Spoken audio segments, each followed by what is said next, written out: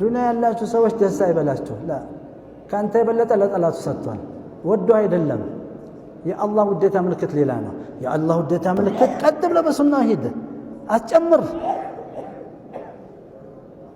አጭበርባሮች መጥተው እንዳጭበረብር ይህን ስራ ካፍሮችን ከነብዮች በላይ ወዳቸዋል ማለት ነው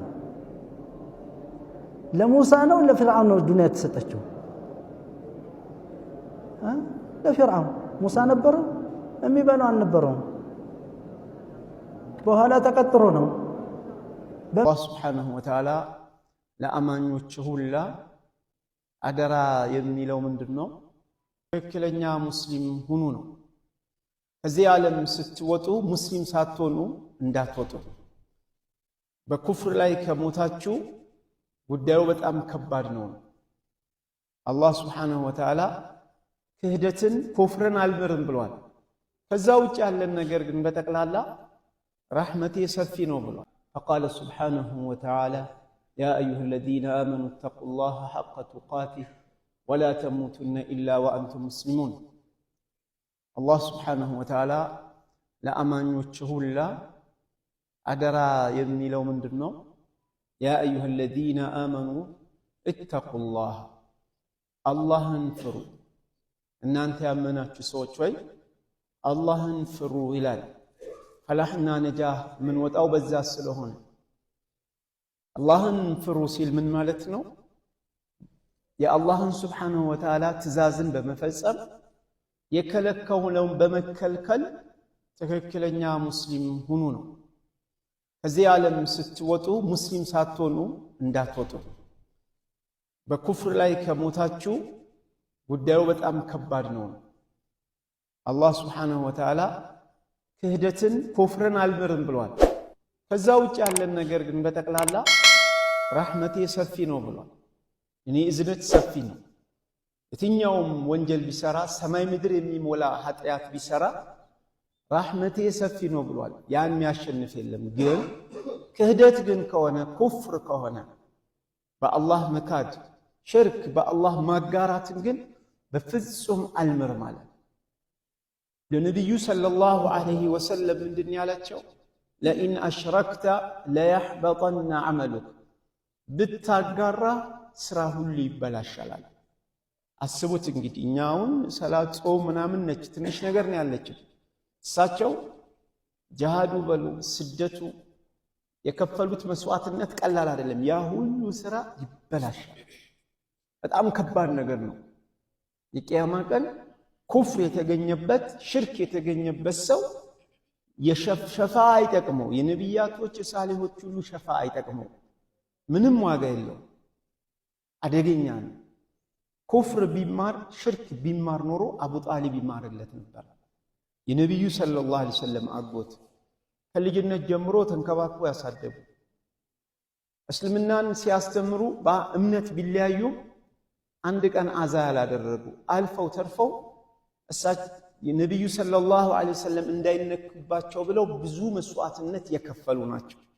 በጣም ብዙ መስዋዕትነት ረሱል ሰለላሁ ዐለይሂ ወሰለም በጣም ነው የሚወዷቸው ሲሞቱ በጣም ነው ያዘኑት ግን ምንም ማድረግ አይቻለም ሽርክና ኩፍር ካለ አላህ አልምርም ብሏል በፍጹም አልምርም ብሏል ማአነሁ ሐጅ ያደርጉ ነበር ዑምራ ያደርጉ ነበር ቂብላቸው ወደ ካዕባ ነው ጧፍ ያረጋሉ ያ ሁሉ አልጠቀም ስለዚህ አላህን ፍሩ ሲባል መጀመሪያ በአላህ ላይ አታጋሩ ክህደትን እንዳሰሩ ኩፍር የእስላም አስተምሮ ውስጥ ያለው ትርጉም ሰፊ ነው እንደ ሌሎች እምነቶች አይደለም ሌሎች እምነቶች ኩፍር የሚሉት ሁለት ጌታ አለ ካላለ በስተቀር ለድንጋይ ቢሰግድ ለእንጨት ቢሰግድ ችግር የለም ነቢያቶችን ተከተሉኝ ቢል ድረሱልኝ ቢል ሌሎች እምነቶች ጋር ችግር የለም ኩፍር ሽርክ የሚሉት ሁለት ጌታ አለ ሲባል እስልምና ግን ያስተማረው እንደዛ አይደለም አላህ ብቻ ነው ጌታ ነው ቢልም ሰውየው ሲጨንቀው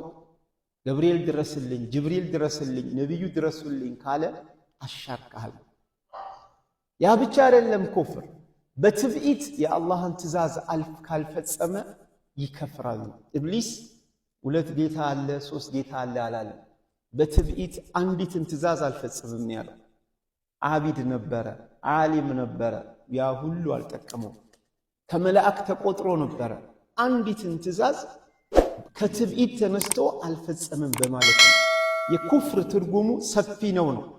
ያን አውቀን ኩፍርና ሽርክን እንጠንቀቅ። ሳናውቅ ለሰራነው ደግሞ አላህን ይቅርታ እንጠይቅ። ዱንያ ያላችሁ ሰዎች ደስ አይበላችሁ። ካንተ የበለጠ ለጠላቱ ሰጥቷል። ወዶ አይደለም። የአላህ ውዴታ ምልክት ሌላ ነው። የአላህ ውዴታ ምልክት ቁርአኑ ነው። አላህ ከከፈተልህ በየቀኑ በብዛት መቅራት የቁርአንን ፍቅር ከሰጠ የአላህ ፍቅር ማለት ይሄ ነው። ቁርአን መውደድ ማለት ነው። አላህ መውደድ ማለት ረሱላህ ሰለላሁ ዐለይሂ ወሰለም መውደድ ማለት ነው። ረሱላህ መውደድ ማለት በሁለት ነው የሚገለጸው። አንዱ በሱናው ቀጥ ብለህ በሱናው ሂድ፣ አትጨምር። አጭበርባሪዎች መቼው እንዳጭበረብር ይህን ስራ ተሰጥቶኛል ይሆንና ረሱላህ ሰለላሁ ዐለይሂ ወሰለም ተረክቱኩም ዐለል መሐጀቲል በይዳ ለይሉሃ ከነሃሪሃ ላ የዚጉ ዐንሃ ኢላ ሃሊክ ተረክቱኩም ወፊ ሐዲስ አኺር ተረክቱኩም አዕተቅድኑ ዐለል በይዳ ለይሉሃ ወነሃሩሃ ሰዋ ኢላ ነቢ ሰለላሁ ዐለይሂ ወሰለም የተውኩላችሁ ወደ አኺራ ዱንያችሁን የሚያሳምር የሚያስተካክል ወደ አኺራን በሰላም ወደ አላህ ወደ ጀነት የምትዘልቁበት ንጹህ የሆነ እንትን መንገድ ትችላችኋለሁ። ሌሊቱም ቀኑም እኩል የሆነ ሁሉም ብርሃን ነው ማለት ነው።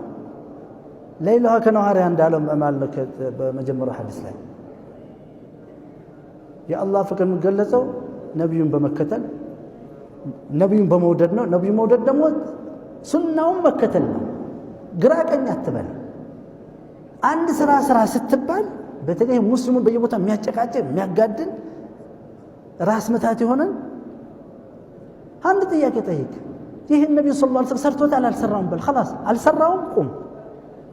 ትንሽ ለስፋ ካልክ ሰሃባዎች ሰርተውታል አልሰሩትም خلاص ራስ መታት። ለምን ለራስ ላይ ስራ ትጭናለህ? እንደ ለሴት አላህ عز وجل ዱንያን አኺራን በነፃ ነው የሰጣት። ላ ጂሃድ የለባት፣ ላ ነፈቃ የለባት፣ ላ ጀማዓ የለባት፣ ላ ጁምዓ የለባት። 8 በር የሚከፈተው 4 ነገር ከሰራች ነው። إذا صلت خمسها وصامت شهرها وحفظت فرجها وأطاعت زوجها 4 ነገር 5 አውቃቷን ከሰገደች ረመዳንን ከጾመች ፈርጇን ከጠበቀች ባሏ ጋር ተከባብራ ተደማምጣ በፍቅር ከኖረች ለባሏ ሰከን ስትሆነው ለባሏ የዱንያ ጀነት ስትሆነው ባሏ ውጭ ወጥቶ ከተለያዩ ሰዎች ጋር የተለያዩ ሰዎች ፈትሪስ ያደርግ የተለያዩ ሰዎች ለተለያዩ ሁኔታ ውስጥ የተለያዩ ሰዎች ጋር ሙዓመላ ዲል ሲያደርግ የተለያዩ ባህሪ ያላቸው አንዳንዱ ሰው አስቸጋሪ ነው ባህሪ፣ አንዳንዱ ክፉ ነው፣ አንዳንዱ ሌላ ፕሮብሌም የሚፈጥር ነው። በል ብዙ እንደዛ አይነት ነው። ትዝ የምትለው ሚስቱ ነች። ይህን የሥራ ሰዓት ጨርሼ ወደ ቤቴ ብሄድኩላል ወደ ጀነት። ዱንያ የሰው ጋር ያለው ጀሃነም ሆኖበት እንደዛ ስትሆን ተመልከት። ደግሞ የሴት ኃላፊነት 8 በር ይከፈትላታል። መርጠሽ በፈለግሽበት ጀነት ግቢ። ቂለ ለሃ መርጠሽ ግቢ። ያንተ ለወንዱ እንደዚህ የተባለበት ሐዲስ የለም። አላ ሐድ ዕልሚ 8 በር በቀላል ስራ 8 በር በሙሉ ይከፈታል። አንዱ ሐዲስ ቂለ ለሃ ትባላለች ግቢ። ሌላው ሐዲስ መስለኛል ደኸለት ይላል ገባች ግቢ ሳትባል።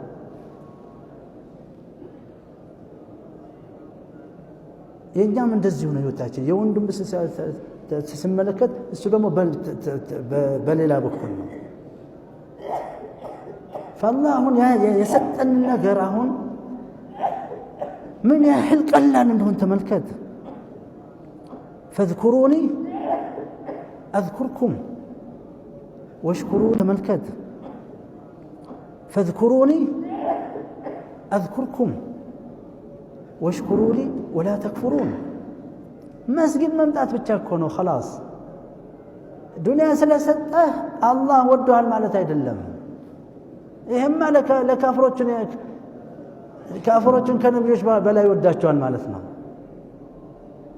ለሙሳ ነው ለፍርዓውን ነው ዱንያ ተሰጠችው?